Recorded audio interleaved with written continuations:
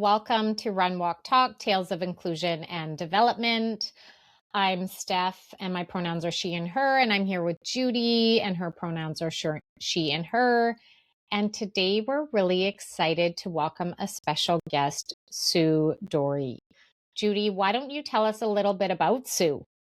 Absolutely. So Sue Dorey has her Master's of Social Work, and she's a registered social worker. And she's the program manager for violence reduction and incident response at Emily Carr University, where she brings a trauma-informed collaborative approach to building safe and inclusive communities. And she has over 20 years of experience in social services. And her career includes multiple leadership roles, and she is deeply committed to healing and accountability. And she's been involved in restorative justice since 2001, holds a certificate in restorative justice from SFU, and is currently completing a certificate in collaborative conflict resolution with the Justice Institute of BC. Sue has also served on the boards of the McCreary Center Society and the Restorative Justice Association of BC. And we're so excited to have you here. And we're going to be talking about safety at work. We're going to be talking about psychological safety, which we have talked about before on our podcast, also emotional safety and physical safety. And so, why don't we start off with psychological safety? And Sue, there's lots of misconceptions around what it is and also what it isn't. And I think for a lot of people, when they hear psych safety, they think it's everybody being nice to each other, avoiding conflict. But really, what is psychological safety about, and what does it absolutely not mean? Yeah. I love this question because it gets at the biggest misconception around psychological safety. And I think that's because we all have our own idea of what the word safety means.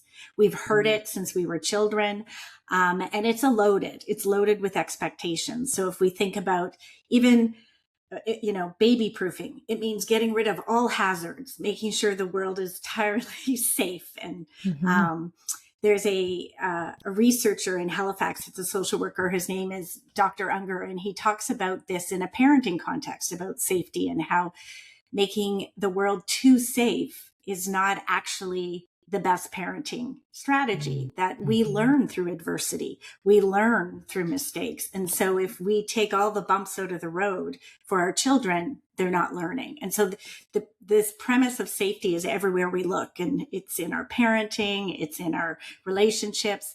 We talk about work and work safe. There's a lot of language about removing hazards.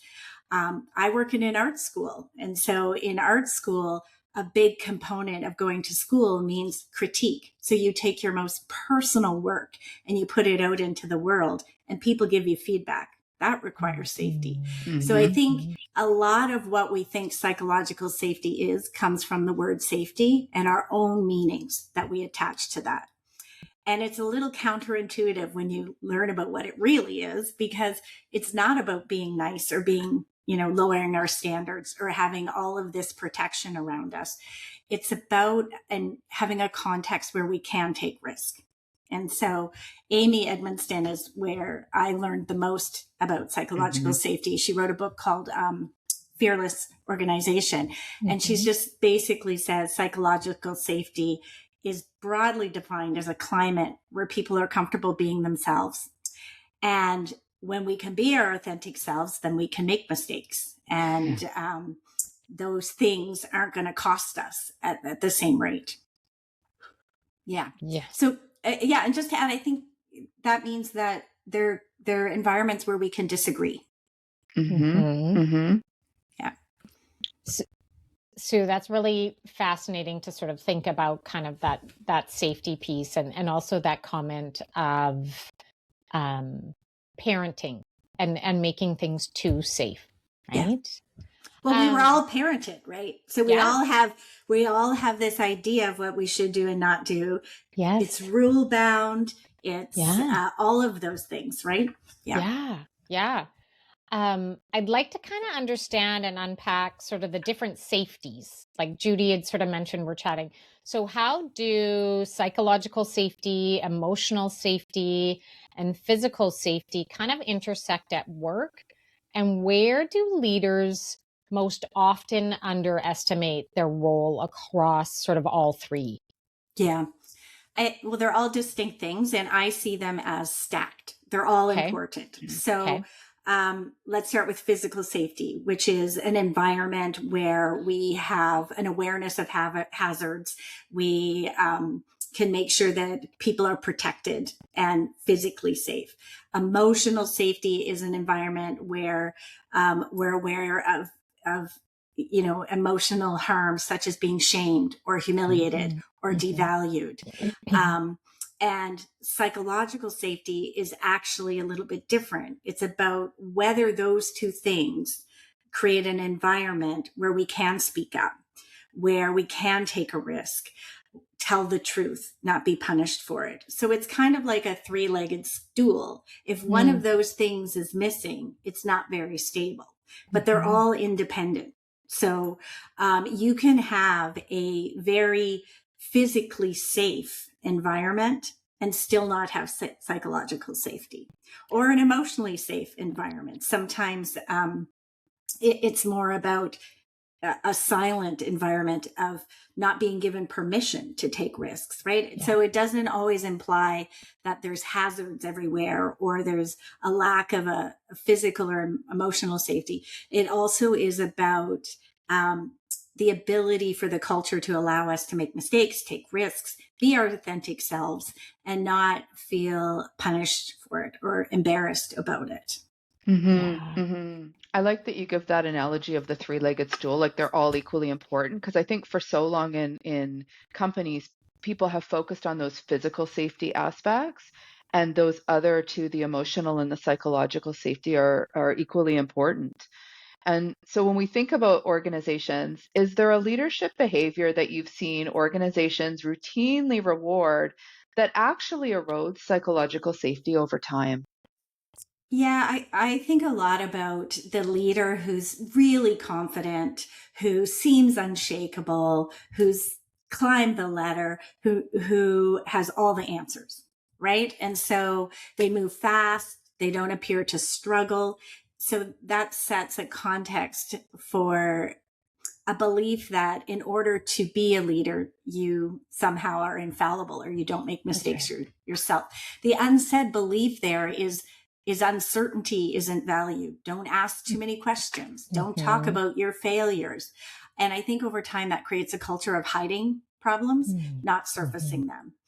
People don't want to look incompetent or difficult. And so I think sometimes this well-intentioned, strong leader can undermine building a culturally safe, a psychologically safe culture.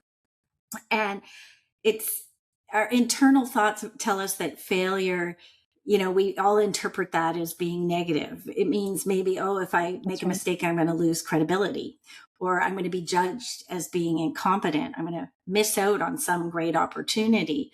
And then we start doing the math. And then when something is wrong, we might not speak up.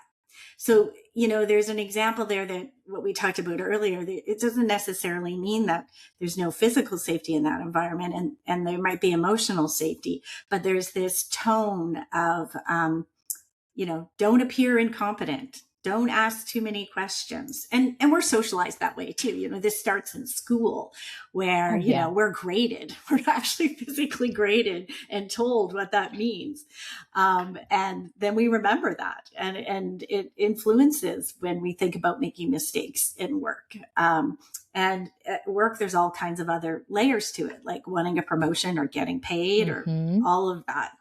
And the other book that Amy wrote is called The Right Kind of Wrong. So it doesn't mean that we want to fail. Like it just doesn't mean like, let's open the gates, fail hard. It means, it means there's these two polar things of failing all the time and going hard and not caring.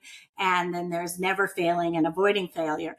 And good failure is in the middle. It's experimenting. It's allowing people to go out there and do prototyping. Like a prototyping is creating something that may fail, but you give them permission to do it because we know we're going to learn from that the value of the exercise is in the failure.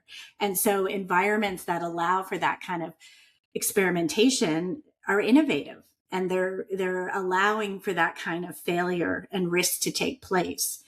That's very different than preventable blunders and multi-system breakdowns, which are usually happening because people won't speak up.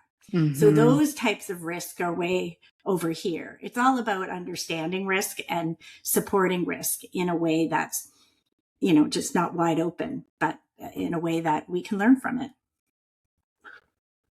And that's really interesting because as you were sharing, I was thinking of there is a cost to hiding, right, Sue? And that cost could be, team members leaving, dollars lost. Do you know what I mean? Mistakes made that companies have to pay thousands, millions of dollars of things because there wasn't that safety. Yeah. Which is kind of that ripple effect. Yeah. And I was just going to say, there's a lot of pressure. There's a lot of pressure on leaders to understand this, because we also have a context now where we have like our organizations like WorkSafe talking about psychological safety. That's right. Yeah. But they're talking about it in a rule enforcement way. So you often see it paired with anti-bullying campaigns, which are restrictive rules that are punishment oriented. So it's very different than what psychological safety is. It's important, but these things are getting convoluted and they're actually separate things. And I think, sometimes it sounds like we're talking to leadership in a way that they can't make mistakes, but it's a very complicated new trajectory we're talking about when we're talking about psychological safety. And it's hard for leaders to understand because there's tons of mixed messages. Right. And we all hear about the anti-bullying stuff. And I think I always think of it, because that's a big part of my job and it's important, is it's the basement. It's the rules. Right. It's what we don't do. We're not going to intimidate. We're not going to humiliate. We're not going to gossip. And psychological safety is the ceiling. And it's like, we're going to create this environment where we can screw up sometimes, but there's a big gap between those two things. And I really think that leaders are trying to learn how to navigate that gap. Right. And Sue, so that's interesting. So from your experience, what are those everyday leadership behaviors most strongly shape whether a team actually does feel psychological safe or unsafe? What are some of those tangible behaviors? Yeah, well, I think you just nailed it. It's the everyday things. It's not the anti-bullying campaigns and the policies and the big speeches. It is, how do leaders respond when something goes wrong? Yeah. Because everybody's watching you, right? And so psychological safety isn't about these campaigns. It's about when your employee comes to you and they've messed up, how do you respond? Do you respond by saying, tell me more? What happened? Or do you respond by saying, look, this is a directive. We have to follow this. I can't really focus on that right now. We have to get back to following these rules and following this policy. And so it's really, I think, like you said, in these daily responses to how we respond to people when they show up and they're a little bit vulnerable, or when they show up and they've made a mistake. How do we show up for them? What are our kind of micro responses back? Because that's what they're watching. And we do the same, right? When we are being vulnerable, then we're looking for a response. And if the response is really directive and punitive and shuts us down, we don't speak up again. And so those policies are still there. Those rules are still there. But in those micro moments is when people decide if they're going to speak up or not. And so it's really a culture thing. And it's really how we show up day to day. And the other thing is to depersonalize disagreement. Disagreement is data, right? It's not personal. And so if you lean into this is information for me as a leader, what do I need to understand here? And when I was doing K-12 work, we had a saying when working with little kids to teach them this skill, and it was, be curious, not furious. Right? It's that trying to stay curious with what is this person trying to tell me? And then that allows people to be their authentic selves, to be vulnerable, to share mistakes. You touched on, for a lot of leaders, they're hearing these mixed messages, like of what psychological safety really is, and likely emotional safety in there as well. And so if a leader is thinking, well, what can I do? What's one practical step for me to take to start improving psychological safety on my team? What are one or two concrete practical things that they could do immediately to start building psychological safety? I touched on one already, and that's reward the messenger. Mm-hmm. I think back to a team meeting where we had a really cohesive team, and we introduced a new member to the team, and he was the ultimate naysayer. We said green, he said red, right? It was creating a really interesting dynamic. And I remember thinking, okay, I need to lean into this a little bit. What is this person? What's going on here? What's that person trying to do? And so I made the choice not to reward him necessarily in front of the group, but I'm like, hey, let's you and I talk. I really need to understand what's going on. I'm really glad you told me this is your perspective. This is different than the way we've looked at it before, and provide time and space to understand. That signals to them that they have value, that their challenges are being heard. They're not necessarily being shut down. So I always am like, reward the messenger. And going back to the curious, not furious mantra, right? That there's information that could be useful to the whole information, or the whole organization here. And people don't decide whether it's safe to speak up based on policy. Like I said, it's just based on how you welcome them to do so, and how you respond when they do so. And sometimes it's in group settings, and sometimes it's individual. So I think reward the messenger, and just be thoughtful about how you're doing that, especially in a group dynamic. And I also think it's really important to make it safe not to know. So I don't know about you, but have you ever been around a meeting where everybody just goes around and shares all the things they know, and all of their wins? And, I think it's up to the leader to model uncertainty and model struggle. So, saying things like, I might be wrong. What am I missing? Like, that's opening it up to say, I might not know either. And I'm open to hearing that. Or who sees this differently?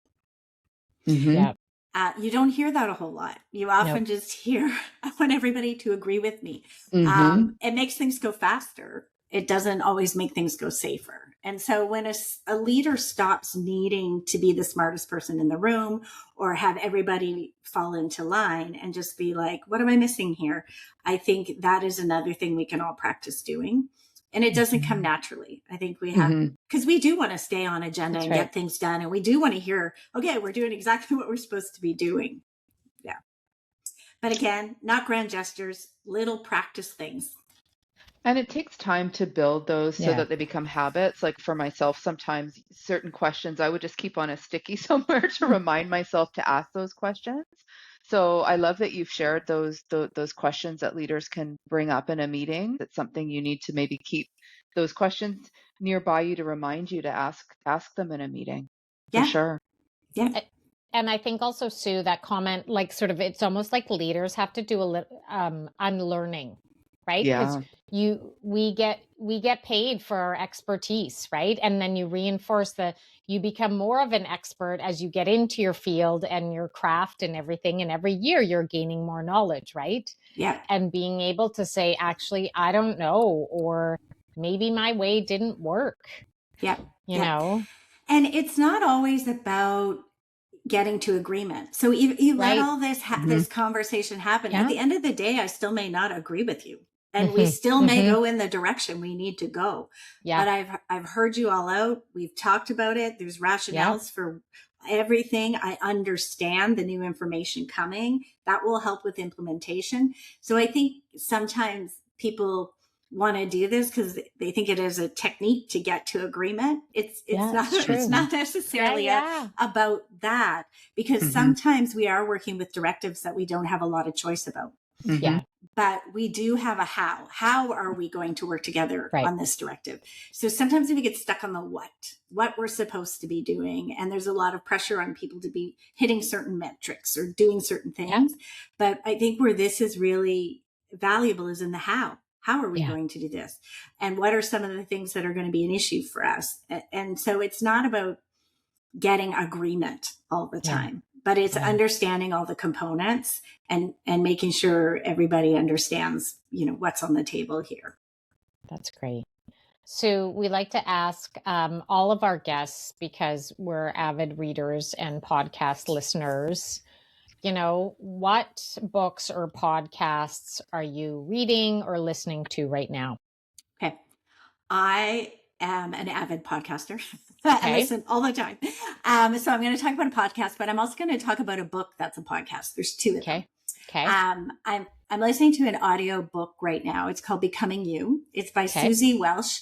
She's an author, journalist. She's a professor at NYU. And she does a lot of work on leadership, careers, and value-based decision-making. And so her book right now, I'm listening to her book right now, and it's interesting because I'm like 55 at a point in my career where I'm like, who am I? Like, what's happening? Right. A lot of exploring and failing happening.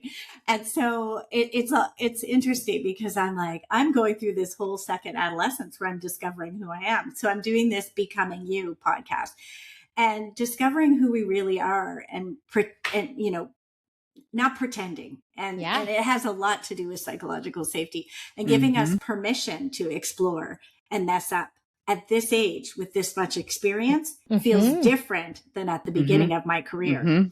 And so I really love this book, and it's all about giving permission and reflecting, trying again, what's real, what's safe.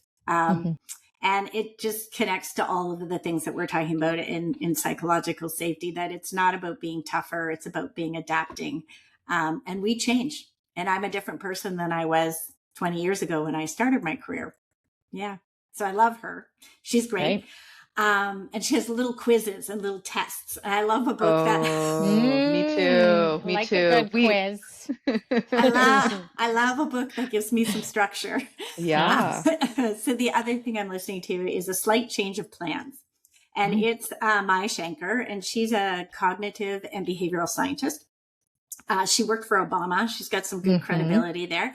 But what I love about it is she talks a lot about how change helps us be resilient. It gets back to what I first said about, too safe, that if we don't let people mess up, then we're not resilient. And so sometimes change can really set us back and feel like, what happened? Why did that happen to me? So all her podcast is interviewing people who can pinpoint one big moment in their life where their life went a different direction. And how that not only brought hardship, it brought opportunity. And it's very similar. And I was thinking about it when I was thinking about this podcast, to how psychological safety works as well, right? You have these moments that feel like you're never going to rebound from. And this podcast is all about after the struggle, when we reflect, where are we now? And what did we learn from that experience? So sometimes we learn to cope better. Sometimes we learn things about people in our lives. Sometimes we learn what our real skills are. And that, psychological safety allows people to have those really big changes or difficult moments without losing relationship. They do it with support. So yes, hers are really short too, like they're 30 minutes. So and each new story, you're just like, there's a takeaway about how change can be really, really hard. But it is also opportunity. Two great recommendations. Yeah. For the podcast and for the book. Yeah, absolutely. Thank you. And thank you for coming on the podcast. And I think so much great information to take away with respect to psychological safety, the emotional safety, and the physical safety, and really reflecting on what you said. And they're all so important.